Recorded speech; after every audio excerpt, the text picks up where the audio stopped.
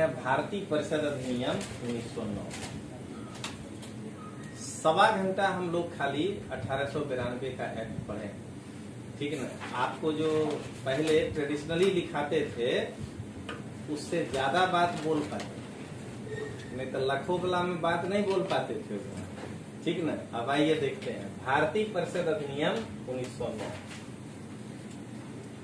इसी को हम लोग कहते हैं मॉर्ले मिंटो सुधार।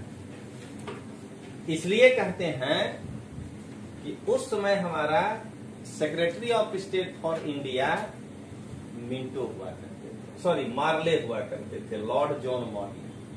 पहला नाम जो होगा वो secretary of state for India का होगा। अभी भी सीएम और पीएम का फोटो अगर छपेगा, ये प्रोटोकॉल कहता है, तो सीएम का फोटो पीएम के फोटो से छोटा होगा, ठीक है ना। कि खाली पंजाबी में नया हो रहा है, दोनों बराबर है, समझ रहे हैं। नहीं तो बाकी ये प्रोटोकॉल कहता है कि अगर दूसरे राज्य में एक सीएम का फोटो जा रहा है तो वो उस राज्य के सीएम से छोटा होना चाहिए, प्रोटोकॉल, ताकि राज्य के जनता को पता चले कि मुख्यमंत्री है कौन। वरना पंजाब का जनता समझ ही नहीं पा रहा है कि मुख्यमंत्री ये है कि ये है, मिस कॉल किसको दें, नीचे नंबर रखा हुआ है, देख रहे हैं, क्योंकि फोटो बराबर है, देख रहे हैं। तो ये प्रॉब्लम है सबसे बड़ा। अब जरा सुनिएगा, दिल्ली में मिस कॉल नंबर था 1031। उसका हालत ये हो गया कि वहां लोग कॉल ही नहीं करता था क्योंकि रिस्पॉन्स ही नहीं मिलता। तो अंत में उसको कोरोना रिस्पॉन्स कॉल बनाना पड़ गया दिल्ली वाला को। अब पंजाब वाला बेस्ट चलेगा, देखते हैं कितना दिन चलता है। बकरे की माँ कब तक खैर बनाएगी, वो भी देख लेते हैं। तो चलिए अब देखिए जरा, तो इस अधिनियम को मॉर्ले मिंटो सुधार क्यों कहते हैं, ये असर्शन रीजन का सवाल बन सकता है कि भारत सचिव मॉर्ले था और वायसराय मिंटो था। अब देखिए, हमेशा ध्यान रखना है कि कोई भी एक्ट अगर आता है तो आप याद करिए, कभी प्रवर समिति, गुप्त समिति, कोई न कोई कमेटी के रिपोर्ट के आधार पे। तो ये जो है, ये जॉर्ज अरुंडेल, इसके कमेटी के ये अध्यक्ष थे, इसीलिए इसको कहते हैं अरुंडेल समिति। तो अरुंडेल समिति के रिपोर्ट के आधार पर भारतीय परिषद अधिनियम 1909 पारित किया गया था। चलिए आगे चले हैं। पारित किए जाने का कारण, अब यहां से लेकर के 1935 तक ये जो पहला लाइन है ना, खाली बस ईयर बदलिएगा, यही होगा। जब 1919 का पूछे कारण तो कहिएगा 1909 का अधिनियम भारतीयों की आकांक्षा को पूरा नहीं कर पाया। 1935 का जब पूछे तो कहिएगा 1919 का अधिनियम भारतीयों की आकांक्षा को पूरा नहीं कर पाया। तो जो भी अधिनियम होगा वो कहीं न कहीं असंतुष्ट होंगे भारतीय, इस कारण से दूसरा वाला आएगा। तो यहाँ पर क्या कह रहे हैं कि 1892 का अधिनियम भारतीयों की आकांक्षा को पूरा नहीं कर पाया। दूसरा, जब आपको कहा जाए कि गांधी पूर्व भारतीय राष्ट्रीय आंदोलन को दिशा देने में कांग्रेस का योगदान, तब यही एक्ट पे ही जाकर के चर्चा करिएगा। दिशा बस इसी में था। क्या कह रहा है, भारतीयों की अवस्था को सुधारने के लिए कांग्रेस के द्वारा निरंतर सुधारों की मांग। बार बार कांग्रेस कह रहा था कि 1892 का एक्ट नहीं चलेगा, आप जो है इसमें रिफॉर्म करिए, आप इसमें रिफॉर्म करिए। और सेफ्टी वाल्व जब बार बार कहने लगेगा, सेफ्टी वाल्व का सिद्धांत था, तो आप नहीं मानिएगा, तो अगर वही वाल्व फट गया तो फिर बचा क्या, सेफ्टी कौन करेगा। तो इस कारण से भी ये एक्ट जो है लाया गया। कर्जन की निरंकुशतावादी नीतियों का कारण भारतीयों में असंतोष। आपको पहले ही बताए हैं कि इस चैप्टर को पढ़ने के लिए मॉडर्न इंडिया आपके पास होना चाहिए। याद करिए, कर्जन के बाद बंगाल विभाजन होगा, बड़े पैमाने पर हिंसा होगा, क्या कहते हैं, स्वदेशी आंदोलन चलाया जाएगा। तो कर्जन की जितनी नीतियां थीं उससे भारतीय असंतुष्ट थे, उसके ऊपर नहीं करते, लीपापोती करना है कि अब लोग कर्जन पे चर्चा नहीं करें, अब लोग 1909 के एक्ट पे चर्चा करने लगे। अब समझ में आया कि जिस राज्य में ज्यादा असंतोष हो जाता है किसी मुख्यमंत्री या मंत्री के खिलाफ, तो सरकार क्या करता है, सरकार ही बदल देता है पार्टी। जो अपने यहाँ हुआ कि अब कोई बचा ही नहीं विजय रूपानी से लेकर के ये, तो कितना आप उनके खिलाफ मतलब कहिएगा, नया मंत्री आ गया। अब आप अगर इससे भी असंतुष्ट होइएगा तो है अंतिम ब्रह्मास्त्र। ब्रह्मास्त्र ये होगा कि 50% का टिकट काट देंगे। जिसके जिसके विरुद्ध आप असंतुष्ट होंगे उसको समझा देंगे कि चिंता नहीं करो, राज्यपाल का बड़ा पोस्ट अभी सब खाली है, कहीं कहीं उठा करके भेजेंगे, देख रहे हैं। या कोई निगम में तुमको डायरेक्टर बना देंगे, या तुमको वो 2 IAS तुमको नीचे लगा देंगे, वो जो हम आपको दिखाए थे एक बार। अब तुम हो गया बहुत, इधर से निकल जाओ, फिर अगला बार देखेंगे। तो जैसे ही 50% का टिकट काटा और आपके और हमारे जैसा आदमी को टिकट दे दिया, तो हम और आप क्या भ्रष्टाचार किए। और उसके बाद हम जाकर के जनता में यही कहने लगेंगे कि पीछे वाला का जो है दंड हमको क्यों दीजिएगा, आप मेरे कैलिबर को देखिए, हम अगला बहुत अच्छा विधानसभा आपको देंगे। तो क्या होगा, लास्ट में 50% टिकट कपा। तो देख लीजिए वही है यहाँ कि कर्जन की निरंकुशता पे आप चर्चा करिएगा, एक नया एक्ट दे देते हैं, आप उस पर चर्चा करिए, कर्जन को भूल जाइए। और अगला, समाचार पत्र के द्वारा ब्रिटिश विरोधी नीतियों को उजागर किया जाता है कि जब अखबार ब्रिटिश विरोधी नीति ज्यादा से ज्यादा लेकर के आने लगा तो सरकार की छवि खराब होने लगी। तो अब जो है अखबार 1909 का एक्ट अच्छा है और 1909 का एक्ट खराब है, इस पर ही लेख लिखना शुरू करेगा। और जब लेख लिखना शुरू करेगा तो वो एक्ट में उलझ जाएगा। ब्रिटिश विरोधी नीति जो लिख रहा था कि इससे भारतीयों को ये नुकसान है, ये नुकसान है, उस पर चर्चा जो है वो बंद हो जाएगा। आप देखते हैं ना भी, आप किसी भी प्रकार के मीडिया में जाइए, 2 मीडिया है, एक गोदी है और एक जो है उसको हम लोग कहते हैं फ्रस्टो मीडिया। वो रवीश कुमार बोला, दुखी आत्मा, वो कभी खुश हो ही नहीं सकता है किसी भी मुद्दे पर। तो मीडिया 2 है, एक गोदी भी है, हम ये नहीं कहेंगे कि इस पार्टी में है तो नहीं बोलेंगे, वो भी है, और एक दुखी आत्मा भी है। आप जाइए चर्चा करने, शीर्षक वही तय करेगा कि इस पे ही चर्चा करना है। तो जब आपको शीर्षक ही बदल देगा तो आप क्या करेंगे, इसके लिए जो है ये बिल आया। अगला, इटली के बगल में है एबिसीनिया, ठीक है ना। एबिसीनिया का पढ़ा चुके हैं आप लोग को, मेडिवल इंडिया। निवासी कौन था मध्यकाल में जो कि एक अच्छी भूमिका निभाया, याकूत। रजिया का पहले सिपह सलार, बाद में पति, जिसके कारण जो आपको लिखाए थे रजिया के पतन का कारण, ठीक न। तो वो जो है हबसी था लेकिन एबिसीनिया का निवासी था। तो एबिसीनिया एक छोटा सा देश, और वो इटली जैसे उस समय एबिसीनिया के तुलना में जो पराक्रमी कहिएगा उसको हरा दिया। जापान के जैसा एक छोटा सा देश, और वो अगर रसिया को हरा दिया, तो जरा बताइए कि हम भारत के लोगों के मन में इससे उत्साह आएगा कि नहीं आएगा, कि राष्ट्रवाद, कि ये छोटा सा देश केवल राष्ट्रवाद के कारण यहाँ तक पहुंच गया। हम तो इतना बड़ा देश है, यहाँ तो उल्टा हो रहा है, छोटा वाला मेरे ऊपर शासन कर रहा है।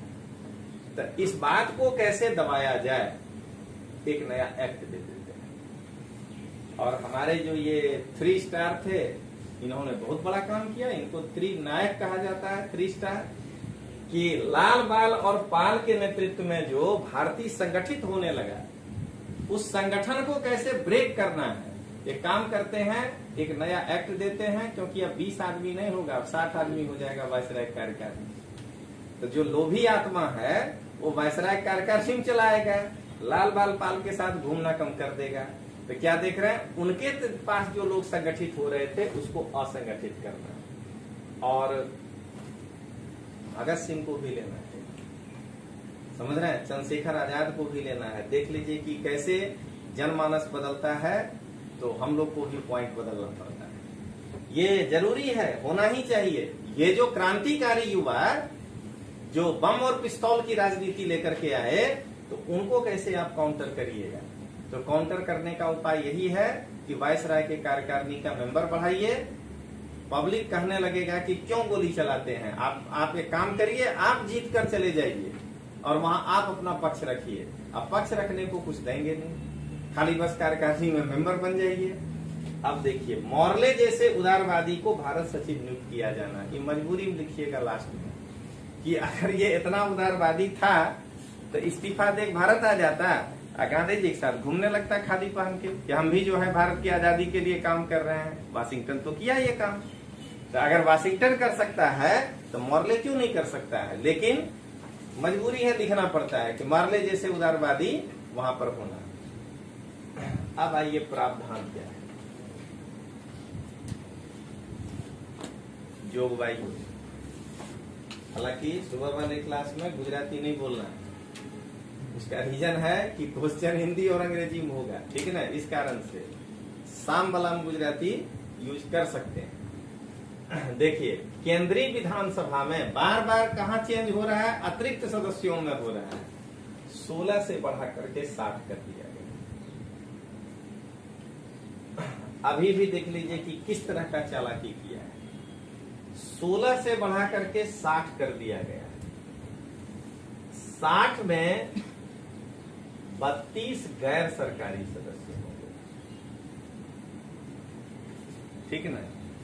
मैंने सोचिएगा कि कितना जोड़ा होगा, गिनती किया होगा, तो 28 क्या होंगे, सरकारी सदस्य होंगे। सरकारी का मतलब ये हुआ कि आप कलेक्टर होंगे, एसपी होंगे, पीएसआई होंगे, गवर्नमेंट का आदमी होंगे, ठीक है। तो ये 28 की भाषा इस 32 से तो कभी नहीं मैच करेगी। अब सुनिए, अगर ये जो है 32 वाला, जिसको हम लोग गुजराती भाषा में कहते हैं लोचा करने लगे अंदर जाके कि नहीं मेरे पास बहुमति है, अब हम अपना पास कराएंगे, तो ये जो 5 गो वायसराय के साथ आदमी जुड़ा हुआ है अभी भी, तो अतिरिक्त सदस्य है ना, तब वोटिंग के समय से ये मिल करके 33 हो जाएगा, तो आप जीत लीजिए। देख रहे हैं कितना चालाकी के साथ जो है बिल को मैंने पेश करके लाया। और अभी बता रहे हैं कि इस 32 में से 5 और काट लिया, 5 मनोनीत होंगे वायसराय से, ये 5 भी इनके ही फेवर वाले हैं। तो जब भी वोटिंग होगा तो 38 भर से 27 होगा और उसमें हम हमेशा हार ही जाएंगे। लेकिन महत्व यही लिखेंगे कि अब हम लोग 27 लोग हैं अंदर कम से कम, जो कि हर बात पर ये बात कह सकते हैं बांग्ला भाषा में कि आ सरकार ना चलबे। समझ गए, बार बार जो है ये कहेगा। अगर कोई काम कराना है तो बांग्ला भाषा में कहेगा कर तो होबे, कर तो होबे, करना होगा, करना होगा। देख रहे हैं ना, तो ये जो है यहाँ पे है, तो क्या कहेंगे, विधानसभा में अतिरिक्त सदस्य 16 से 60, 32 गैर सरकारी जिनमें 27 निर्वाचित और 5 मनोनीत। मॉर्ले मिंटो सुधार पढ़ रहे हैं, बहुत इंपॉर्टेंट है। अब यही ना आगे चल के हो जाएगा 100, बस यही समझना है। बस अब इनके हाथ से चाबी निकल जाएगा 1919 में, क्योंकि 100 में अगर रेशियो निकाल के देखिए, 60 में अगर 27 निर्वाचित है तो अब कम से कम 145 हो जाएंगे, तो अब कम से कम निर्वाचित सदस्य 65-70 होंगे वहां। तो अब हंगामा करने वाला का बहुत हो गया कि वो जो है तख्ती लेके वायसराय के सामने वहां वेल में जाकर बैठ जाएगा। अब उतरे लोगों को आप मार्शल से नहीं निकाल सकते हैं। तो अब जो है वायसराय कहेगा कि ये तो यार अपने पैरे कुल्हाड़ी मार लिए, ये भी नहीं किए, कुल्हाड़ी पैर मारे। ये अब ये जो है इसके बाद 1919 में। अब आइए आगे देखते हैं। 27 निर्वाचित सदस्यों में बस अब लाया असली जो है मसाला, ये कि हिंदू और मुसलमानों को अलग करो। कहा कि 5 मुसलमान के द्वारा, 6 जमींदार के द्वारा। लीजिए, लैंडलॉर्ड जब आएगा तो वो आम जनता का बात क्या करेगा, 1 मुसलमान जमींदार के द्वारा, मुसलमानों में भी जो जमींदार है उनके द्वारा, 1 बंबई के व्यापारी सभा के द्वारा, 1 बंगाल के व्यापारी सभा के द्वारा। बस ये 13 आदमी जो है ये बेचारा सीधा साधा भला है, जिसको की जनता चुन के भेजा है। और 13 प्रांतीय विधान परिषद के गैर सरकारी सदस्य चुने जाते हैं। 13 दूना 26 होता है, समझ गए ना। मतलब सेकुलर लोगों का संख्या क्या किया, कम कर दिया। और सब लोग अपने अपने वर्ग की ही भाषा बोलेगा। ध्यान रखिएगा, ये समझ रहे हैं तो पूना पैक्ट का इंपॉर्टेंस समझ में आएगा। ये 5 व्यक्ति मुसलमान जो है वो मुसलमान नहीं चुना जा रहा है, उसका वोटर भी केवल मुसलमान है। ये जो 6 लोग जमींदार हैं वो खाली जमींदार नहीं चुने जा रहे हैं, इनका वोटर भी जमींदार ही। तो ये बताइएगा, ये आरक्षित सीट नहीं हुआ कि आप अहमदाबाद मध्य को आरक्षित कर दिए, अब वहां रहने वाले ज्यादातर लोग गैर आरक्षित हैं, तो जो चुनाव जीत कर जाएंगे जो दलित वर्ग से, वो सोलंकी साहब अगर वो हमारी बात नहीं सुने, हम उनका अगर मान लीजिए वोटर हैं, तो कोई बात नहीं, हम परमार साहब को वोट दे देंगे, कोई दूसरे वाले को दे देंगे, मेरे पास ये तो ऑप्शन है। लेकिन पूना पैक्ट के पहले जो ये वाला चीज दिया गया था दलितों को, तो जो अगर ये होता तो सोलंकी साहब हमसे पूछते कि तमें कौन, क्योंकि आप मेरे वोटर नहीं हैं। मेरा वोटर गुजरात का 7.5% दलित है, हम उसके वोट से चुनकर जाते हैं, उनकी बात सुनेंगे, आपकी बात नहीं सुनेंगे। सोलंकी साहब अगर अभी कह दे तमें कौन, तो वोटर आईडी निकाल के कहेंगे हूं छू, हमने आपको वोट दिया, आइए अगली बार दबाते हैं परमार साहब को, आप कहीं नहीं रहिए, क्योंकि फिर मेरी संख्या अधिक होगी। समझ गए बात? आने तो आते हैं यूट्यूब पर रोजा, क्योंकि हम जो है आपको वोट दे रहे हैं। यहाँ यही गड़बड़ी कि जो मुस्लिम समुदाय से जीत कर आया अब वो केवल उसकी बात करेगा, जो जमींदार से जीत कर आया वो अब केवल उसकी ही बात करेगा। ये जो है हम लोगों को बिखेर दिया ये मॉडल नीति सुधार। प्रांतीय विधानसभा के सदस्यों की संख्या में भी वृद्धि कर दी गई। बंगाल, मद्रास, बंबई में 50, देखिए बढ़ा दिया 20 से, और अन्य प्रांतों में 30 सदस्य कर दिए गए। इसको सबसे ज्यादा ध्यान रखिएगा, क्योंकि मैक्सिमम लड़का ये पढ़ के जाता है, ई लाइन भी नहीं पढ़ के जाता है, ई वाला खाली पढ़ के जाता है, ध्यान रखिएगा। लेकिन ये जो है आपको प्रांतीय तक ध्यान रखना है। अब आइए चार्ट, जो कि आप तुरंत समझ जाएंगे।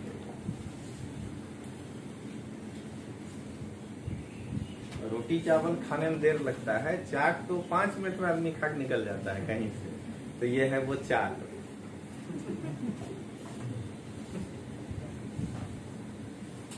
देख लीजिए, केंद्रीय विधानसभा 60,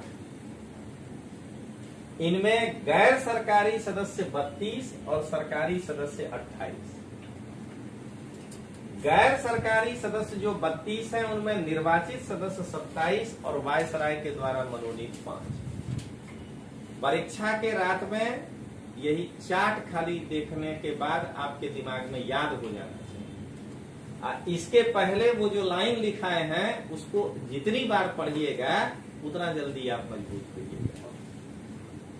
अब आइए, निर्वाचित 27 सदस्य में 5 मुस्लिम द्वारा, 6 जमींदार द्वारा, 1 मुस्लिम जमींदार द्वारा, 1 बंबई व्यापारी सभा द्वारा, 1 बंगाल व्यापारी सभा द्वारा, और प्रांतीय विधानसभा के जो गैर सरकारी अन्य जो प्रांत बच गए उनके में से 13 लोग चुनकर आएंगे। जिस विधानसभा की आबादी ज्यादा होगी वहां से 2 आदमी आएंगे, जिसकी कम होगी वहां से 1 आएंगे। इस तरीके से जो है विधानसभा के लोग चुनकर आएंगे।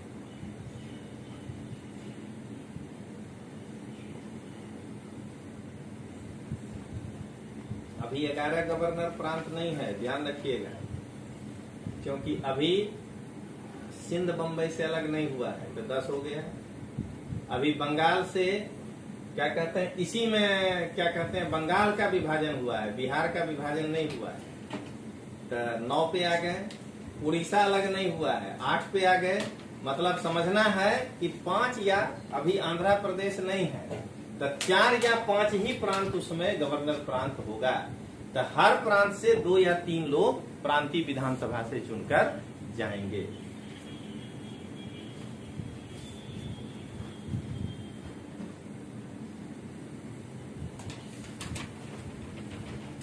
तो क्या कहते हैं, इस व्यवस्था में पहला दिन जितना विरोध हुआ था आपके मन में, अब चौथा दिन नहीं रहा होगा, धीरे धीरे एडजस्ट हो गए होंगे।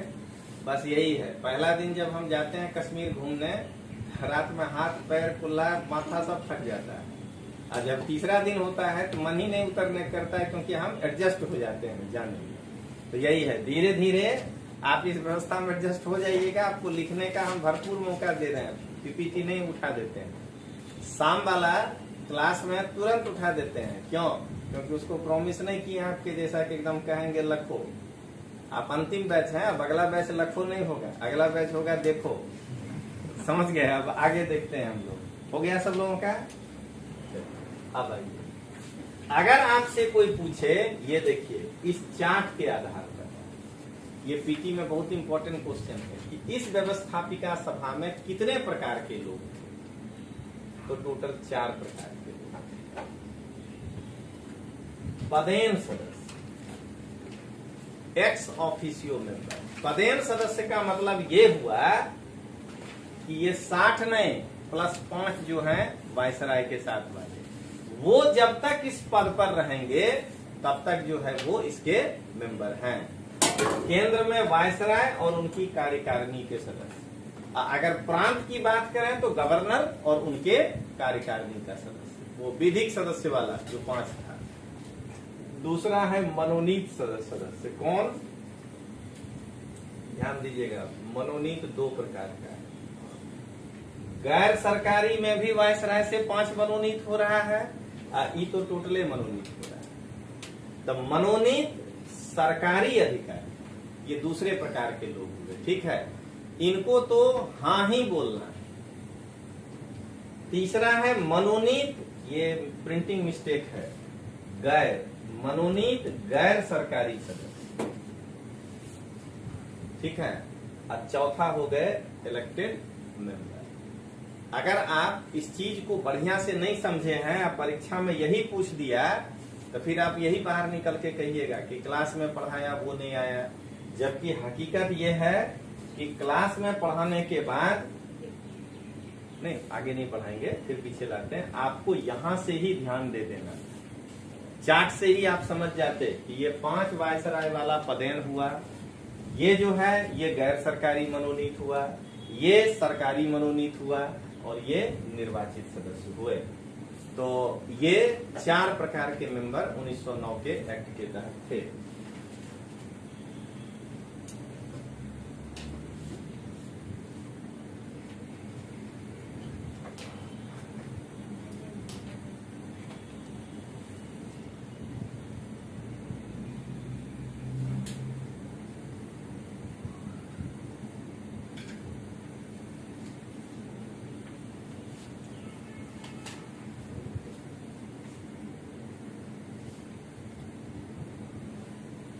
आपका क्लास हम इस हफ्ता का काटे नहीं है, संडे को क्लास दे देंगे। आज की वो 10:30 के बाद नहीं दी, थोड़ा व्यवस्था परिवर्तन करना पड़ा, राजनीतिक कारण थोड़ा करना पड़ता है। संडे को 11 से 4 मेरा भरपेट भोजन का व्यवस्था है एनएक्सी में, पार्टी का सम्मेलन, तो हमको वापस लौटना है। तो सुबह 8 से 10 आपका लेक्चर रख के तब जाएंगे। तो क्लास आपका काटे नहीं है, बस इतना ही है कि खाली डेट इधर उधर की है। चलिए हो गया, अब आगे बढ़ते हैं। देखिए, भारत में प्रादेशिक चुनाव के लिए व्यावसायिक और सांप्रदायिक प्रतिनिधित्व प्रणाली को लागू किया गया। अगर ये लाइन आप लिख भी लीजिएगा और हम नहीं समझाएंगे तो आपके पास वो लाइन रिटायरमेंट तक प्रश्न खड़ा करेगा, पास भी कर जाइएगा, नौकरी भी कर लीजिएगा, ये हुआ क्या था, ठीक ना। तो ये देखिए, बाद वाला आप समझ रहे हैं, सांप्रदायिक प्रतिनिधित्व प्रणाली की 5 मुस्लिम, व्यावसायिक प्रतिनिधित्व प्रणाली, यहां आते हैं दोबारा। ये देखिए, ये क्या है, बंबई व्यापारी, बंगाल व्यापारी, जमींदार व्यवसायी नहीं माना जाएगा। आप एग्रीकल्चर प्रोफेशन में लिखते हैं कि नहीं लिखते हैं? तो ये क्या देख रहे हैं, यही है इस लाइन का मतलब कि पहली बार व्यावसायिक प्रतिनिधित्व भी दिया गया और सांप्रदायिक प्रतिनिधित्व भी दिया गया कि ये मुस्लिमों को, ठीक है। निर्वाचन के लिए 3 प्रकार के निर्वाचक मंडल का प्रावधान किया गया। अभी दिखा देते हैं 3 प्रकार के, पहले लिख लीजिए, उसके बाद 3 प्रकार का प्रावधान किया गया। ये देखिए, पहला क्या लिखे हैं, साधारण, फिर लिखने का मौका देते हैं। ये देखिए जरा, यहाँ तो यही एक फायदा है। ई है साधारण, 13 लोग। प्रांतीय विधानसभा से साधारण का मतलब यहाँ कोई भी आके चुनाव लड़के जा सकता है। दूसरा क्या लिखे हैं आप, वर्ग विशेष, कॉमा देके, ठीक है, ये लिखिए। जमींदार, देख रहे हैं ना, वर्ग विशेष। क्या करते हैं, ये बंबई का व्यापारी संघ, वर्ग विशेष। बंगाल का व्यापारी संघ, वर्ग विशेष, ठीक है। मुस्लिम जमींदार, माने जमींदारों में वर्ग विशेष। तीसरा क्या लिखे हैं, विशेष, ये हो गया मुस्लिमों के द्वारा। तो क्या देख रहे हैं कि एक क्लास स्पेशल दिया गया, एक स्पेशल दिया गया और एक साधारण दिया गया। 3 प्रकार का जो है निर्वाचक मंडल था।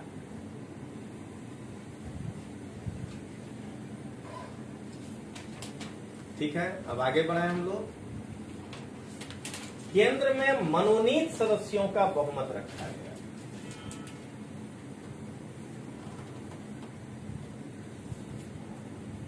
जबकि राज्यों में या प्रांतों में निर्वाचित सदस्यों का बहुमत रखा गया।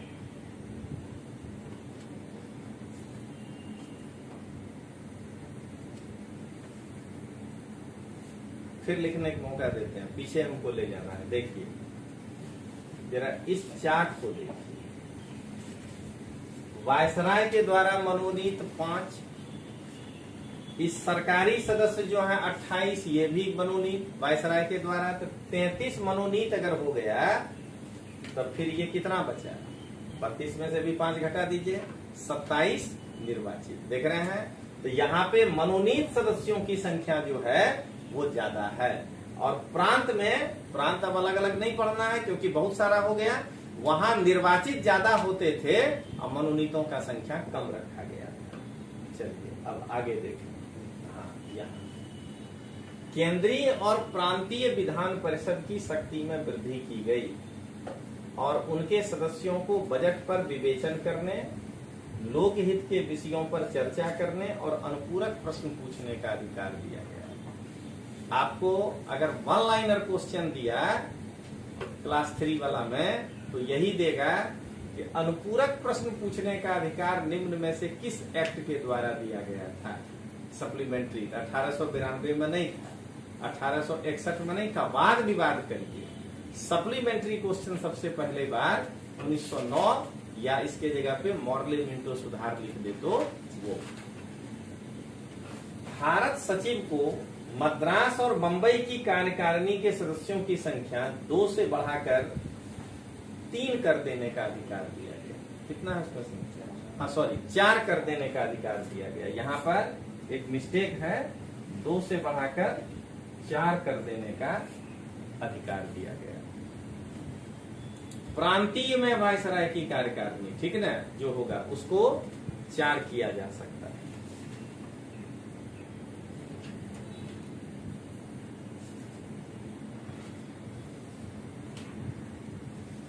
ठीक है, चलिए आगे बढ़ते हैं। आप देख लीजिए कि आज अपना चौथा दिन है, यानी 8 घंटा में आप 1909 तक आए। तो ये मान के चलिएगा कि 4 घंटा तो अभी और लगेगा। 12 घंटा में आप खाली बंधारणी विकास पढ़ने जा रहे हैं, संवैधानिक विकास। आप उसके बाद भी अगर हमारा विद्यार्थी नीचे किसी 2nd 3rd फ्लोर क्लास से हार के चला है तो मेरा गलती नहीं है। 2nd 3rd फ्लोर क्लास के विद्यार्थी से अगर हार के चला है, उसी चेहरा देखने लगे, कोई कह दे इस पीपा, उसके पीछे घूमने लगे, अरे है तो तुम पीपा सो जाओ। हमारे पास तुमसे ज्यादा क्या कहते हैं, तुमको हमसे आके पूछना चाहिए कि बोलिए कुछ है क्या एक्स्ट्रा आपके पास। तुम तो एक ही लक्ष्मीकांत कटोरा कट बाल कटा के बैठे हो, मेरे पास तो डिफरेंट है कटाने का मौका। अब आइए आगे बढ़ते हैं। वायसराय को भारत सचिव से स्वीकृति लेकर इस प्रकार की व्यवस्था बंगाल में या अन्य प्रांतों में भी करने का अधिकार दिया गया। शब्द पकड़िएगा फिर उतारने देते हैं। देखिए मद्रास और बंबई, यहाँ 2 लिखा कि यह तो दे ही दिया स्वीकृति, लेकिन अगर आप ये व्यवस्था बंगाल या अन्य प्रांतों में करना चाहते हैं तो इन फ्यूचर भारत सचिव से आप स्वीकृति ले लीजिए।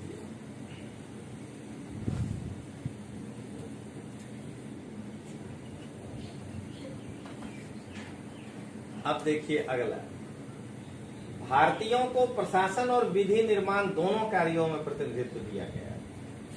अब 60 आदमी में भी बोलने नहीं दीजिएगा तो बाकी क्या करेगा। कहा कि अब जो लॉ मेकिंग होगा उसमें आप भी अपनी बात रख सकते हैं, ठीक है।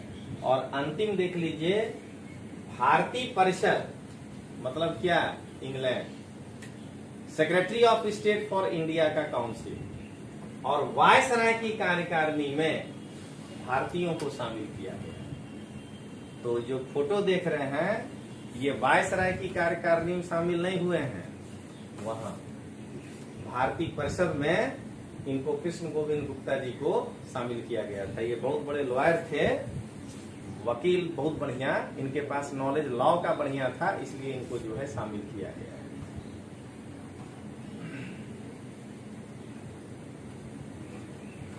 कृष्ण गोविंद गुप्ता।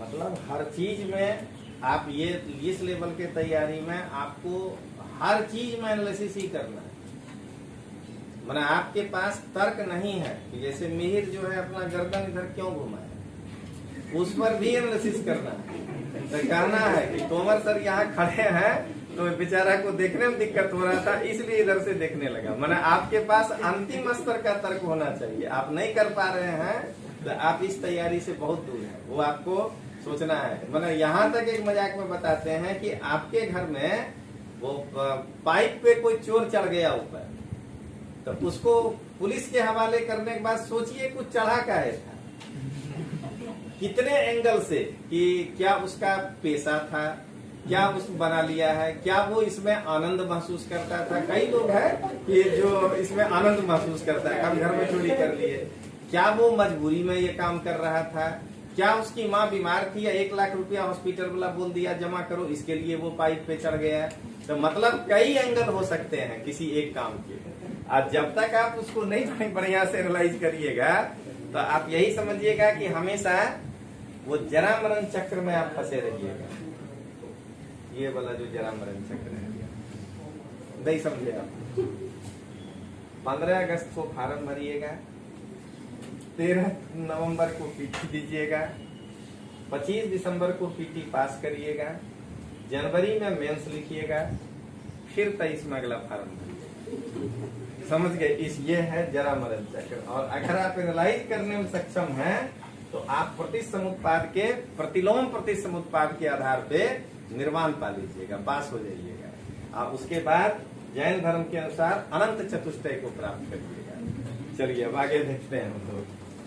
तो अब जो है लीजिए, इंग्लैंड में और किनको किनको नियुक्त किया गया, देखिए ये नाम याद रखिएगा। कृष्ण सी गुप्ता, ये देखिए यही है, ठीक ना, केसी गुप्ता, ये आईसीएस हो गए, बहुत बढ़िया वकील थे, ये भी ध्यान रखिएगा। सैयद हुसैन बिलग्रामी ये है, और सत्येंद्र प्रसन्न सिन्हा को वायसराय के कार्यकारिणी में पहली बार विधिक सदस्य के रूप में शामिल किया गया, ठीक है। जरा देख लीजिए कि वहां भी ये लोग अपने साथ सांप्रदायिक भेदभाव किया। हम नहीं कह रहे हैं कि बिलग्रामी साहब को क्यों किया, क्या कहते हैं, सैयद साहब को। या तो तुम सैयद साहब को ही कर लेता, केसी गुप्ता को नहीं करता।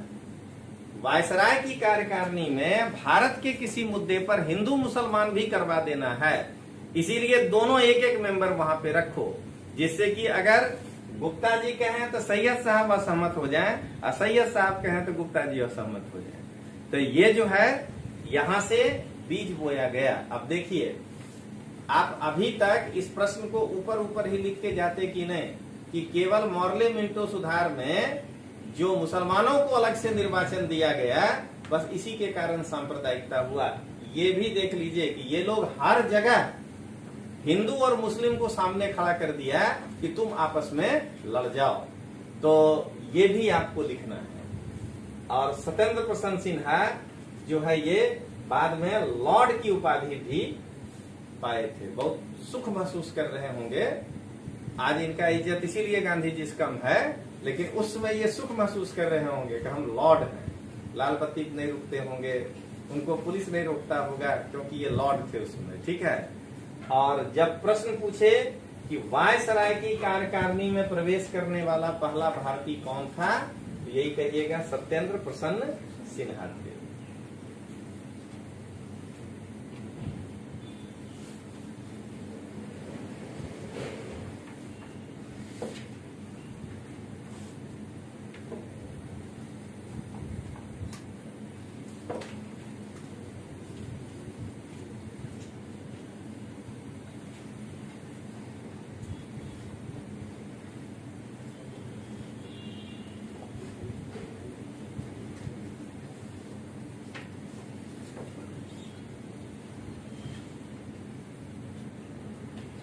चलिए अब आगे देखें हम लोग।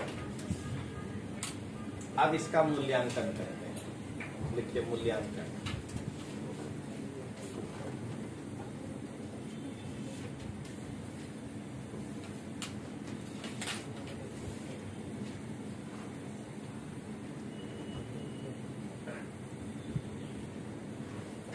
कल जो है सृजेश उसका गवाह है, आपको चाहेगा तो प्रूफ के साथ दिखा देगा। शाम वाला एडमिशन ऑनलाइन में जीपीएससी वाला में लड़का शाम को एडमिशन लेके है। AIS दिल्ली में 2 साल पढ़ा है और उसके बाद जो है एक ही वीडियो में गिर गया। एक बार में 20,500 भर के गया, बल्कि 20,780 इंटरनेट हैंडलिंग चार्ज के साथ। समझ गए, कोई डिस्काउंट नहीं दिए। एक और लड़के का आपको व्हाट्सएप सुना देंगे इससे हटाने के बाद, क्योंकि वो इसमें मेंबर है। तो खाली जो है छटपटाने लगा थोड़ा कि वीडियो क्या रे आपसे, वीडियो क्या रे आपसे। तो बिहारी भाषा में है कि वीडियो बीपीएससी पास करवा पची आपसे। हमारे यहाँ ब्लॉक डेवलपमेंट ऑफिसर को वीडियो कहते हैं। तो वो हमको लिखा कि सर वीडियो आपसे कि नहीं तो हम दूसरा एकेडमी देख लेते हैं। वो मुखर्जी नगर में 3 साल तैयारी किया है।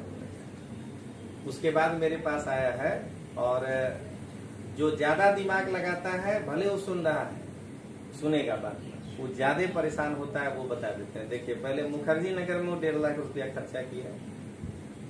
उसके बाद जिस दिन वो पहली बार मेरे से मिला, सर जल्दी जल्दी कोई कोर्स बताइए। हम के रुक जाओ, जीपीएससी का 2-4 दिन बाद कोर्स लॉन्च करेंगे तो कर लेना। तो मैंने बता ही दीजिए। हम नहीं ही बताए थे उसको। वो खोज खाज के जो गुलनाथ जिस कोर्स में एडमिशन ली थी, उस पुराना वाला कोर्स में जाके 12,000 वहाँ डिपोजिट कर दिया। तो मशीन है, खाली लेना जानता है, वापस तो करना जानता नहीं है। तो वो भी 12,000 भरा। अब जब ये कोर्स लॉन्च किए हैं, अब ये भी चाहिए, तो अब फिर से भरा 20,000 रुपया। तो आप जरा बताइए कि वो कितनी बार परेशान हो रहा है फीस के कारण। लेकिन हकीकत यही है कि हम शिकायत नहीं करेंगे दिल्ली बुला का, वो भी मेरे ही जैसा पढ़ाया होगा। अगर उसी समय खुद को कंसंट्रेट किया होता। हकीकत क्या है, मेंटरशिप नहीं है उसके पास। वो बस खाली ऐसे घुमा करके, देखिए ना आपको दिखा देते हैं कितना हमको लिखता है। हम उसको इसके माध्यम से सलाह ही दे रहे हैं कि जो है मेंटरशिप प्रोग्राम जो है वो आपको ये करेगा। ये देखिए, हाय सर ऑफलाइन नहीं कर सकते हैं कोर्स, डेली रिकॉर्डिंग मिलेगा। सर कितने बजे क्लास अपलोड होगा। जबकि मैंने आप सोच के देखिएगा कि अगर आपके पास वो मेरा 12,000 वाला कोर्स है तो इसमें हड़बड़ाने की कोई जरूरत है। उसमें इससे कम पढ़ाए हैं क्या। पीपीटी गुजराती में है। सर कुछ भी करो, हमारे लिए सर क्लास ऑनलाइन को जल्दी शुरू करो, फीस ज्यादा भी ले लेना। ये नहीं मैंने ऐसा होना चाहिए, फीस से रिजल्ट नहीं आ जाता है। सर लाइव नहीं थे सके तो वीजा का एकेडमी ज्वाइन करी लो। कई तो रिप्लाई आपको, हम उसमें यहाँ क्लास ले रहे थे तो तुरंत हम उसको लिख दिए हैं इस पर, ये काम करिए, बुधवार मंगलवार को हम मिलिएगा गांधीनगर में, आपका पैसा दे देंगे और आपको जो है कैंसिल कर देते हैं अगर आपको इतना हड़बड़ी है। तो सीधे लिखा है कि प्लीज रिमूव मत करना सर, वीक में एक वक्त भी लेक्चर आवे तो चले, अब एक सिर्फ में भी उसको चले। तो इसीलिए हमेशा बता रहे हैं कि ये क्या कर रहा है, ये एक लड़का नहीं, मार्केट में बहुमत ऐसा ही है कि वो सेना इकट्ठा कर रहा है, वो कृष्ण भगवान को नहीं पकड़ पा रहा है कि हम किसी एक बढ़िया टीचर का मेंटरशिप को अगर स्वीकार कर लें तो वो हमको कहीं पहुंचा देगा। वो क्या कर रहा है, दुकान पर गया, एक किताब देख लिया, यही सब बात लिखा हुआ है, समझ नहीं पाया, अच्छा दूसरा हम देखते हैं, प्रेजेंटेशन कुछ और, तीसरा देखते हैं, बस देखते ही रह जाता है और 32 साल पूरा उम्र का अंतिम लिमिट, और उसके बाद कुछ नहीं बचता है। तो चलिए अब आगे देखें। तब विधानसभाओं के सदस्यों की संख्या में वृद्धि की गई और पहली बार भारतीयों को रिप्रेजेंटेशन दिया गया। ठीक है, शाम वाले बैच में बस इतने है कि ये गुजराती में लिखा हुआ है, समझ गए, पूरा गुणवत्ता यही है, सिर्फ वहां पीपीटी गुजराती में है और कुछ नहीं है, जो जीपीएससी वाला शाम का बैच। सभाओं को बजट पर बहस का अधिकार दिया गया। प्रांतों में कार्यकारी समिति की स्थापना की जा सकती थी, वही वायसराय की कार्यकारिणी समिति, वहां हो गया गवर्नर की कार्यकारिणी समिति। अच्छा, एक और बता देते हैं, तो जो धे वाला लड़का है वो इधर आया और कैश दे के एडमिशन लिया, कैश में कुछ कर नहीं सकते थे इसलिए बोले कि प्रूफ दिखा देंगे कि इनके अकाउंट में डाल के ट्रांजेक्शन कराए। यही काला वाला किताब उठा के ले गया कि नहीं बोलिए आपके सामने, जबकि उसके पास तो धे का एकदम क्या कहते हैं, कहिएगा वो भूल गए, अबू हनीफ के द्वारा तैयार किया गया जो है क्या कहते हैं कयास था, उसके बाद भी जो है वो लेके नहीं गए, वो ये लेके गया, अपना ही वाला इतिहास का किताब लेके गया, नारंगी रंग वाला भूगोल लेके गया, आप भौतिक भूगोल का किताब लेके गया। जिसके पास मटेरियल है वो तुलना कर सकता है, जिसके पास कुछ नहीं है तो वो तो यही सोचेगा कि यार बेकार है, इससे भी तो कुछ ज्यादा नहीं होता होगा। जो बाइडेन और मोदी दोनों को देख लिया वो तुलना कर सकता है, जो नहीं देखा है बाइडेन को वो तो यही कहेगा कि इससे भी बढ़िया कुछ हो सकता है। तो यही चीज है कि आपको जो दिए हैं आप उस पर भरोसा नहीं कर पा रहे हैं। आप देखिए ना, क्लास 3 वाला लड़का क्यों मेरिट नहीं निकाल पा रहा है, उसका घर खाली एक बार विजिट करके देखिए, अगर इतना कम किताब होती गई है, सब प्रकाशन उसके पास है, अब पढ़ एक को नहीं सकता है, तो दिक्कत वही है वहां पे। चलिए अब आगे देखें हम लोग। भारतीयों को संसदीय शासन व्यवस्था का परिचय हुआ। अब 60 लोग बैठिएगा तो एहसास होगा ना कि एक छोटा मोटा हम विधानसभा में बैठे हुए हैं, तब पार्लियामेंट्री सिस्टम का एहसास हुआ। लेकिन इसका सीमा क्या है, लिमिटेशन।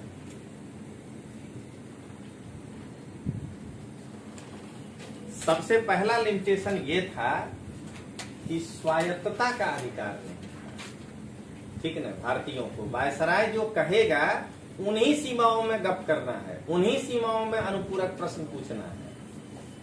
दूसरा, संसदीय प्रणाली स्थापित करने का दिखावा तो किया गया, लेकिन चूंकि पार्लियामेंट को आज आप कम से कम मंत्रियों को यह अधिकार तो दिए हैं कि वो जिस विभाग का हेड है वो अपने आईएएस को बुला के क्वेश्चन कर सकता है कि तुम क्या काम किए हो।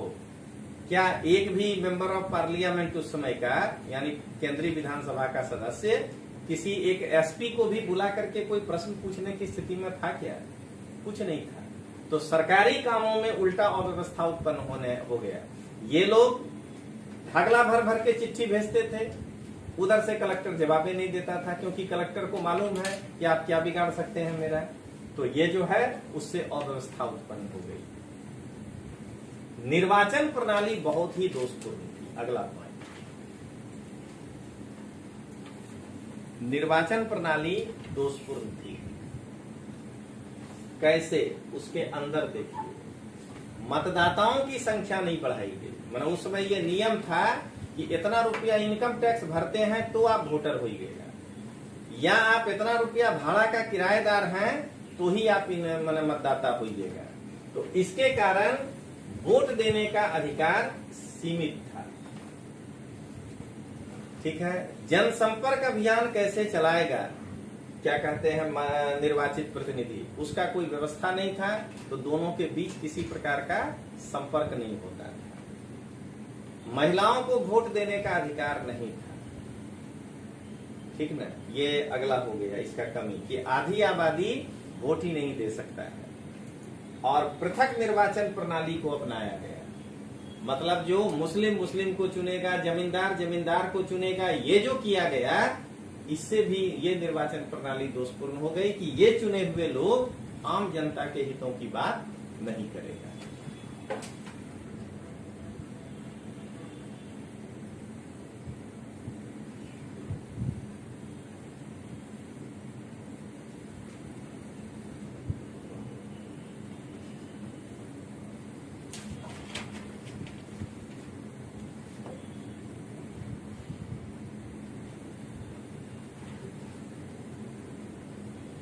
आगे बढ़े अब हम लोग। सबसे बड़ा जो अब पहला लाइन है, जब वायसराय किसी भी प्रस्ताव को अस्वीकार कर सकता है तो फिर तो प्रस्ताव का मतलब क्या बनता है, आप ये समझिए।